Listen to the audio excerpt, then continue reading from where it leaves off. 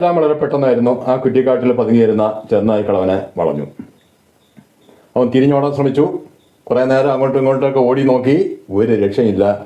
ആ കുറ്റിക്കാടിൻ്റെ ഒരു ഭാഗത്തേക്ക് അവൻ പറഞ്ഞു. പിന്നെ അവിടുന്ന് കുറച്ച് നിലവിളികൾ മാത്രമാണ് കേട്ടത്. ഹെൻറി പറഞ്ഞു അവർ ജീവനോടെ വിഴുങ്ങണം അവനെ. ബില്ല് പെട്ടെന്ന് റൈഫിൾ എടുക്കാൻ ശ്രമിച്ചു. പക്ഷേ ഈ സ്ലെഡ്ജ് തലകീഴായി കിടക്കുന്നതുകൊണ്ട് റൈഫിൾ എടുക്കുന്നത് അത്ര എളുപ്പമായിരുന്നില്ല.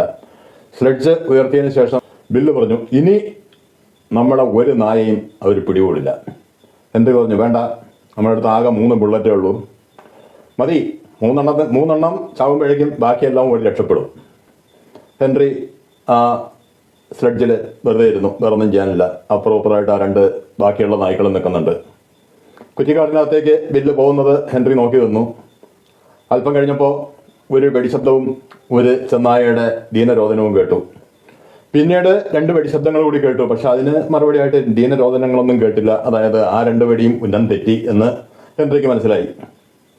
ഏകദേശം 1 മണിക്കൂറോളം ഹെൻറി അവിടെ നോക്കിയിരുന്നു. ബില്ല് തിരിച്ചു വന്നില്ല. ഹെൻറിക്ക് മനസ്സിലായി ബില്ലും ആ ചെന്നായ്ക്കളുടെ വായിലായി കഴിഞ്ഞു. പെട്ടെന്നൊരാവേശത്തിൽ ഹെൻറി ചാടി എണീറ്റു. ആ സ്ലെഡ്ജിലിരുന്ന കോടാലി എടുത്തു. പക്ഷേ ഒരു 2-3 അടി മുന്നോട്ട് നടന്നപ്പം ഹെൻറി ആലോചിച്ചു, ആവേശം കൊണ്ട് ഇവിടെ കാര്യമില്ല. ഒരു കോടാലി കൊണ്ട് ഇത്രയും ചെന്നായ്ക്കളെ നേരിടാൻ പറ്റില്ല. ചിലപ്പോൾ 1 2 കൊല്ലാൻ പറ്റിയേക്കും.